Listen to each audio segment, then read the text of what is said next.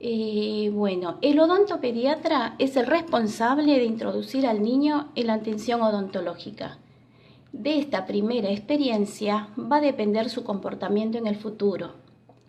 Durante el transcurso de la clase le vamos a dejar herramientas necesarias para que esta experiencia sea positiva en su paciente pediátrico. Anestesia local. Por definición, es la ausencia temporal del dolor, ¿no? De una parte del cuerpo producida por un agente químico aplicado ya sea en forma tópica o inyectado. Esto ocurre sin deprimir al sistema nervioso central. ¿Y cuándo está indicado su uso? Su uso está indicado en todos los procesos clínicos que causen dolor. ¿Qué consideraciones debemos tener en cuenta al anestesiar a nuestro paciente pediátrico? Primero, es fundamental no utilizar anestesia en la primera consulta, salvo excepciones como es la urgencia. Este punto es necesario tener en cuenta para poder permitir que el paciente pediátrico elabore esta situación especial. Es necesario siempre motivar antes, durante el tratamiento. Explicar también cada maniobra que se va a realizar. Esta explicación va a ser de manera adecuada y de acuerdo al nivel de compresión del paciente. También hay que explicarle las sensaciones que va a sentir, como el hormigueo, el hinchazón en la zona de la aplicación. Y también vamos a permitir que el paciente se mire en el espejo de mano una vez realizada la anestesia para que corrobore que está todo normal, ¿sí? Utilizar terminología apropiada a la edad, es decir, siempre hay que usar el lenguaje de acuerdo a la edad del paciente. No es lo mismo hablarle a un chico de 3 años que a uno de 9, ¿sí? Y también es fundamental no usar el lenguaje agresivo, como te voy a pinchar, la palabra dolor, la vamos a reemplazar por molestia. Mostrar seguridad y decisión en el momento de la aplicación, ya que los niños son muy susceptibles y captan inmediatamente nuestras dudas. Características anatómicas del paciente pediátrico. Dentro de los factores a considerar tenemos el tamaño de la cavidad bucal, es más pequeña que la del adulto, por lo tanto, tiene menor apertura bucal. Los tejidos blandos son menos queratinizados y más permeables, por lo tanto más lacerables. El tejido óseo más esponjoso, los tejidos óseos son menos densos y con espacios medulares más amplios. En cuanto a la articulación temporomandibular plana, esto limita el tiempo de tener la boca abierta del paciente pediátrico. También existe la presencia de gérmenes dentales en diferentes grados de desarrollo, ¿sí? Hay una estrecha relación entre la dentición primaria y los gérmenes de las piezas permanentes. Esta es una imagen esqueletal, ¿sí? Este es un paciente, la foto de un recién nacido, de un paciente que tiene la dentición primaria completa y aún no le erupciona el primer molar. Y este es la de una imagen de un paciente que tiene toda la dentición permanente. ¿Qué vemos en la primera? Observamos el adelantamiento del maxilar inferior con respecto al superior. Esto va a permitir las maniobras de amamantamiento del bebé. También observamos los gérmenes dentarios en sus criptas, el ángulo mandibular obtuso de una rama pequeña. A medida que va creciendo se va modificando. Acá tenemos dentición primaria, la relación de los gérmenes de las piezas dentarias. El primer molar todavía no erupcionó. Va modificándose el ángulo mandibular, ¿sí? A medida que va creciendo. Esta es una dentición permanente, ya no hay ninguna pieza de recambio. Y vemos cómo va cambiando el orificio de entrada del nervio dentario inferior. Ahora se encuentra por encima del plano oclusal. Todos los reparos que nosotros vimos nos sirven para ubicar el orificio de entrada del nervio dentario inferior. Seguimos. Bien, en cuanto al profesional, lo que vamos a indagar en nuestros pacientes si tuvo experiencias anteriores, si estas fueron positivas o negativas. Si fueron negativas, Vamos a ver si son por experiencia propia o porque alguien le contó. Si son negativas, habrá que revertir esta situación con mucha paciencia, mucha explicación y mucha motivación. En la cátedra contamos con un gabinete de psicología al cual podemos acudir en situaciones que se nos compliquen, ¿sí? Decir, mostrar y hacer. Estas son las premisas básicas que nosotros nos vamos a valer al tratar a nuestro paciente. Decir. Vamos a explicar con palabras sencillas lo que se va a realizar.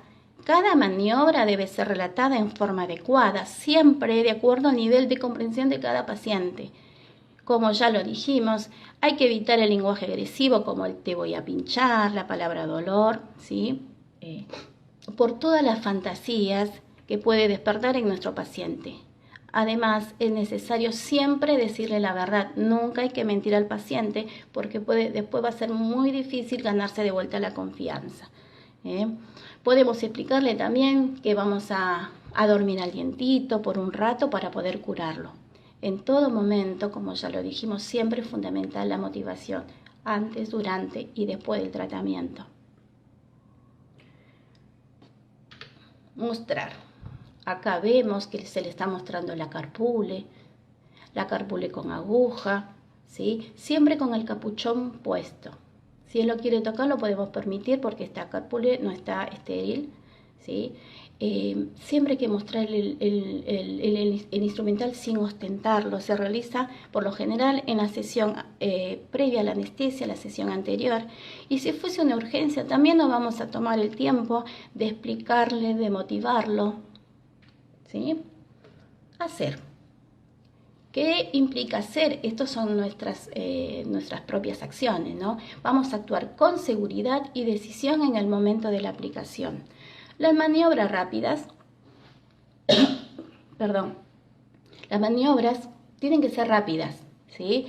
De modo tal, se va a producir una reducción del tiempo de ansiedad que genera esta situación. Las maniobras tienen que ser rápidas, no así el pasaje de la solución anestésica. Y hacer acuerdos. Esto implica, ¿sí? Por ejemplo, le vamos a decir que vamos a contar hasta 10 y se termina de dar la anestesia. También podemos decirle que si él quiere, que la madre podrá sostener su mano, así se siente más acompañado. En el momento de la anestesia también podemos decirle que respire profundo o que inhale, exhale. Y también llegar a un acuerdo a que el compromiso del paciente para recibir la anestesia en la sesión siguiente. Anestesia local tópica. Es algo que usamos siempre en odontopediatría. Se aplica sistemáticamente, ¿sí? Y tiene como objetivo disminuir el malestar de la punción que se puede producir al ingresar la aguja en los tejidos blandos. Según el punto de vista psicológico, contribuye a disminuir el nivel de ansiedad provocado por la ausencia de elementos punzantes. Contamos con estas presentaciones en gel, ungüento, pomada o en spray. Seguimos. Bueno, acá vemos cómo se topica con gel, ¿sí? Vamos a embeber una torunda en el gel, ¿sí? Lo vamos a llevar traccionando el carrillo con el espejo bucal, lo vamos a llevar en la zona y vamos a topicar de 2 a 4 minutos. Este gel tiene un sabor agradable, ¿sí? Y la acción es que actúa en superficie, tiene una acción rápida y no produce necrosis tisular. También lo podemos usar como demostración de cómo va a sentir cuando se esté anestesiado. Por ejemplo, podemos topicar un poquito en el labio y el paciente va a sentir como que se le hincha un poquito y se va a percatar que esta hinchazón que va a sentir por un leve tiempo se le va a desaparecer, ¿sí? Eso nos va a servir también para demostrarle lo que se siente con la anestesia, ¿sí? Seguimos. El spray. Usualmente ustedes lo usan es de rutina en emplear, en usar cuando uno anestesia a un paciente adulto. Dentro de las ventajas es que tiene una acción de mayor profundidad que la anestesia tópica y en menor tiempo, pero posee como desventaja, ¿sí?, que se disperse en la zona. Por ejemplo, puede anestesiar a la faringe, a las amígdalas, y esto puede asustar al paciente. Y lo que tiene es un sabor desagradable. Anestesia local infiltrativa. Seguimos un poquito más, ¿sí? La función del anestésico es el bloqueo de la conducción nerviosa. Dentro de los anestésicos tenemos el grupo de los ésteres y el grupo de las amidas. Dentro del grupo de los ésteres tenemos la benzocaína, la procaína, entre otros. Dentro del grupo de las amidas tenemos la lidocaína, tenemos la carticaína, tenemos la mepivacaína, ¿sí? Las características de los ésteres es que forman soluciones menos estables y ocasionan más efectos secundarios.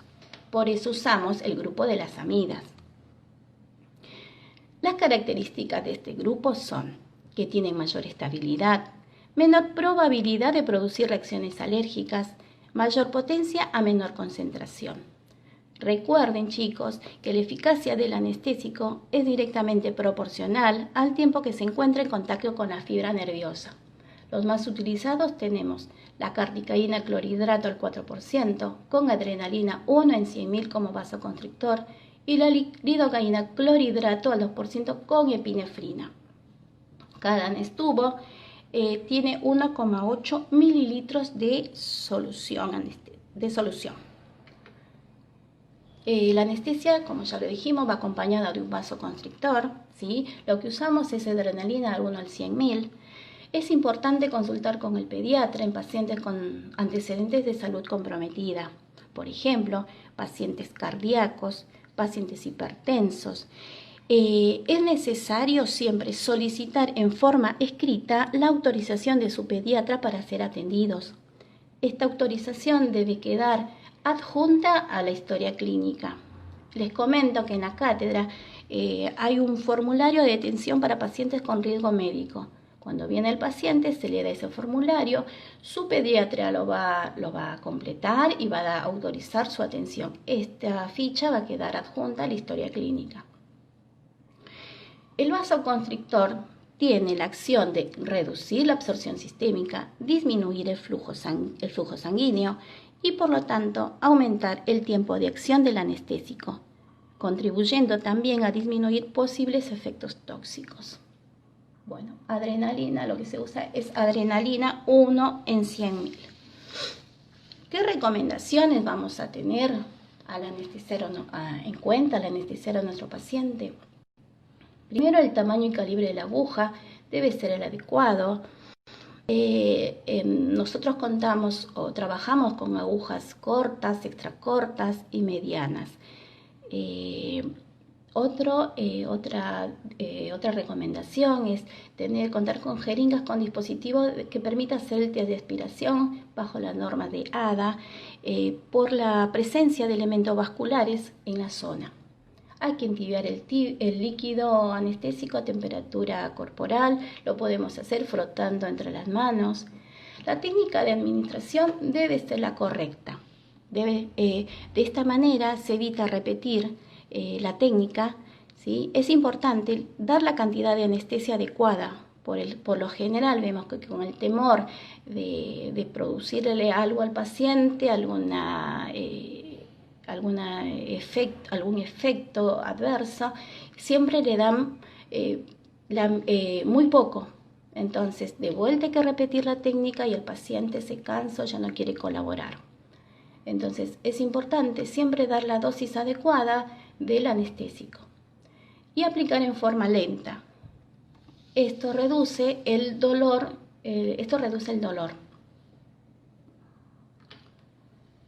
Dosis máxima. Bueno, lo que vemos acá es un cuadro de dosis máxima recomendada. Tenemos, por ejemplo, la lidocaína, la carticaína, la mepivacaína, si todos son amidas. La lidocaína tiene en el anestubo 36 miligramos, cardicaína tiene 72 miligramos y la mepivacaína 54.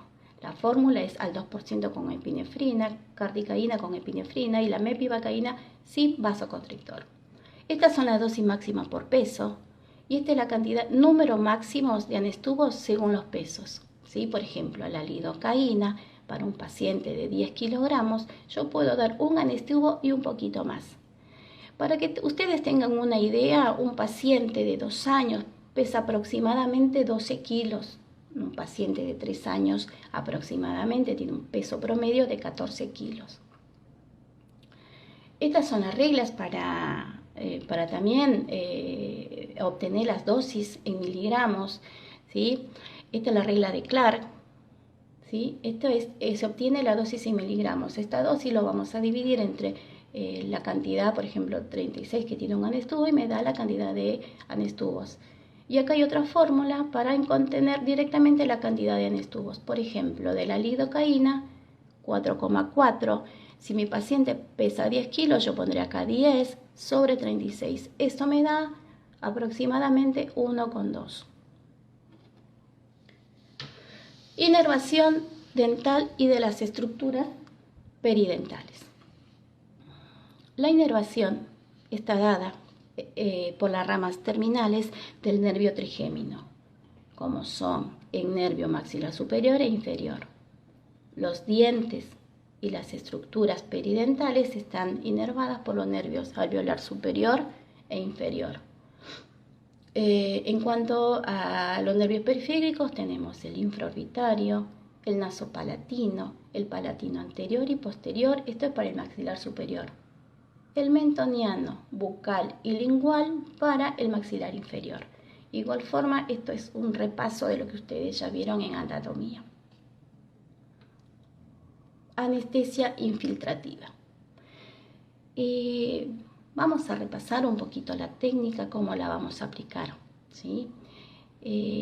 Anestesia infiltrativa para el maxilar superior. ¿En qué caso lo vamos a hacer? Por ejemplo, en caries penetrantes, en tratamientos pulpares. Primero vamos a aplicar la torunda con anestesia tópica de 1 a 4 minutos. Previamente vamos a preparar, habremos preparado la carpule con aguja corta o extra corta. El anestubo fue previamente calentado, ¿sí? Vamos a llevar la aguja discretamente a la zona de administración que se va a administrar. Vamos a traccionar el carrillo y la mucosa, ya sea con la mano libre o con un espejo bucal, siempre llevando el carrillo hacia el hueso, hacia la aguja, ¿sí? Vamos a introducir la aguja. En los primeros milímetros que entra vamos a descargar gotitas de anestesia, Se va a seguir introduciendo la aguja unos cuantos centímetros, en dirección apical con respecto al eje mayor del diente. Lo vamos a hacer lo más próximo al hueso y con el bisel también mirando el hueso para evitar fallas en la anestesia, ¿sí? Vamos a descargar el líquido anestésico muy lentamente para reducir el dolor. Los nervios a anestesiar son los nervios alveolares superiores, anterior, medio y posterior. Los nervios nasopalatino, palatino anterior y posterior los vamos a anestesiar cuando necesitamos hacer extracciones, porque también necesitamos anestesiar la mucosa palatina. ¿Cómo lo vamos a hacer? Con la anestesia transpapilar hasta observar un halo isquémico por palatino y si fuera necesario vamos a reforzar en mucosa palatina.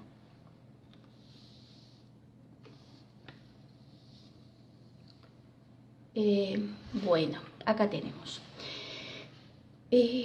Vamos a hacer la extracción de la pieza 64. Damos anestesia infiltrativa en el fondo de surco con la técnica ya descrita. Después vamos a acodar la aguja, ¿sí?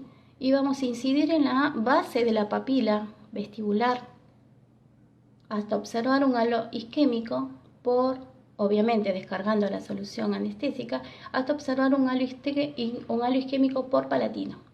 Esta técnica la vamos a hacer tanto por mesial y distal de la pieza.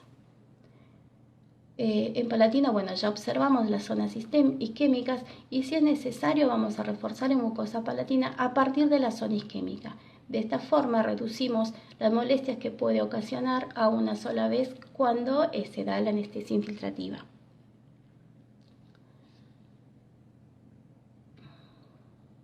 Anestesia regional o troncular. Acá está indicado para trabajar en sectores posteriores del maxilar inferior y el objetivo es el bloqueo del nervio dentario inferior. Anestesia troncular. Técnica de aplicación en niños. Primero, palpar el borde anterior de la rama ascendente con el dedo.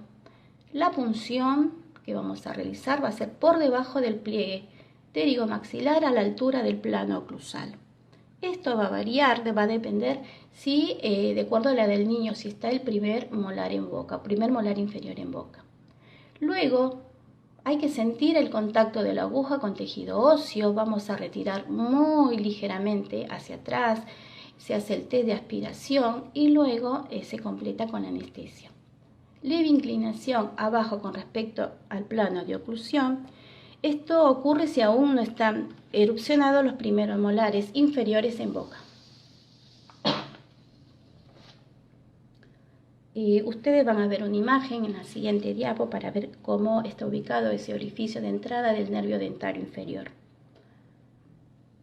Bueno, en esta imagen podemos ver cómo va variando la ubicación del orificio dentario inferior a medida que va creciendo la mandíbula. Por ejemplo, acá en este paciente de 4 a 6 años tiene la dentición primaria completa en boca, aún no le erupcionó el primer molar permanente. La ubicación de ese orificio de entrada del nervio dentario inferior va a ser por debajo del plano oclusal. Por eso la aguja debe entrar ligeramente inclinada, ¿sí? Un chico de 6 a 10 años, ya erupcionó el primer molar permanente de boca. La ubicación del orificio de entrada del nervio está a nivel del plano oclusal. Y un chico de 10 a 12 años, ya acá observamos el segundo molar en boca, vemos que ese orificio de entrada ya está por encima del plano oclusal, está a 5 milímetros de ese plano oclusal. Recordemos estas imágenes para cuando nosotros estemos en la clínica puedan dar una anestesia troncular correcta. Bien, en cuanto a la anestesia troncular del dentario inferior, hay dos técnicas, la técnica directa y la técnica indirecta. Ustedes van a usar con la que usualmente se manejan. Si domina mejor la técnica directa, irán con la directa. Si domina la técnica indirecta, irán con la indirecta, ¿sí? Bueno, voy a describir brevemente esta técnica. Primero voy a escribir la técnica directa y luego la indirecta, ¿sí? Primero localizo los reparos, como ya lo dijimos con anterioridad. Vamos a ingresar con la carpule a la altura de los molares opuestos a anestesiar en una sola dirección. A medida que se introduce la aguja, ¿sí?, se va anestesiando el nervio lingual. Inclinamos ligeramente hasta encontrar el reparo, se inclina ligeramente la jeringa hasta llegar lo más cerca al agujero mandibular. Se sigue profundizando hasta encontrar el reparo óseo. Voy ligeramente para atrás, hago el test de aspiración y si está todo bien, descargo la solución anestésica.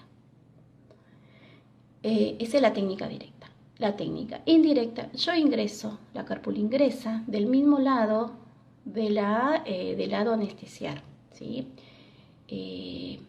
Primero corroboro los reparos óseos, después voy a ingresar con la aguja en dirección al borde posterior de la mandíbula. Cuando estoy ingresando, voy descargando la solución anestésica, anestesiando el nervio bucal y lingual. Luego voy contralateral, ¿sí? Sigo profundizando hasta encontrar el reparo óseo.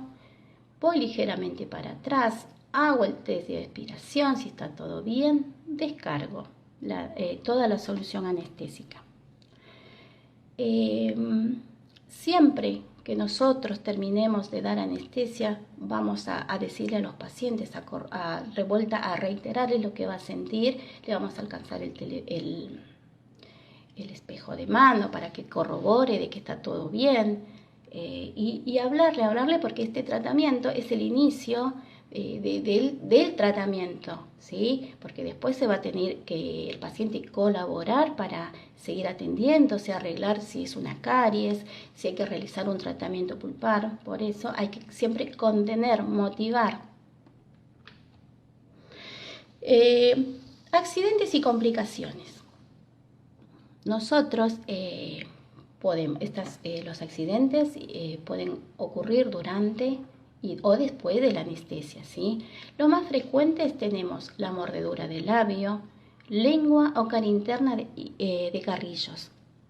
Es la complicación más frecuente, por eso es necesario dar las debidas indicaciones a los padres, ya que durante cierto tiempo los chicos necesitan ser vigilados. La indicación es que no coman ni tomen bebidas hasta que se despierte la zona.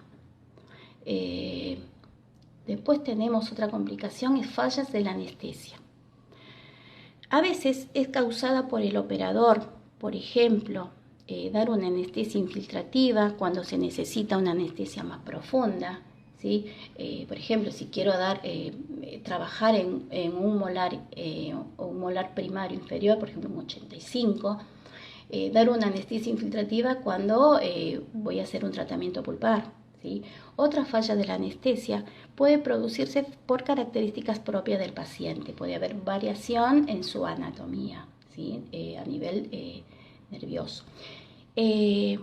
Otra complicación es la isquemia de la piel. Esto ocurre cuando no es correcta la inclinación de la aguja, no se lleva a profundizar acerca del hueso o el bisel está mal orientado. Lo que se observa es una zona blanquecina que desaparecerá cuando se reabsorba el líquido anestésico. Esto es importante avisarle a los padres para que no se asusten, ¿sí? Esto es reversible, van a esperar un ratito para que vuelva a la normalidad. En cuanto a los hematomas, se producen cuando se lesiona, por ejemplo, el plexo pterigo maxilar, y el tratamiento, la indicación es hacer una compresión bimanual y dar antibiótico. También puede pasar en menor medida la lesión de un nervio. El paciente siente como un choque eléctrico. La duración de la parestesia que se genera es directamente proporcional al daño causado al nervio, generalmente reversible. Otra cosa que puede pasar es la inyección intravascular.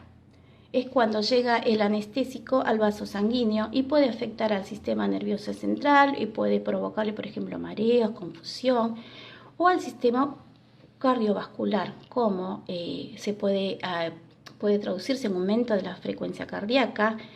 Primero hay un aumento de la presión y luego hay una baja de la presión por la vasodilatación que se genera. Estas imágenes son las complicaciones más frecuentes de la anestesia. Por ejemplo, acá se mordió el labio, acá la mucosa del carrillo, acá la lengua. Si esto pasara, siempre hay que intentar mantener la zona limpia. Y también existen barreras,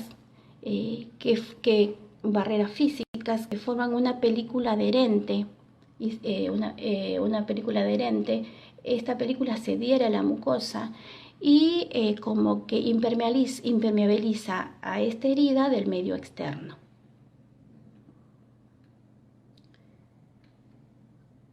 Esta es la bibliografía de la cátedra.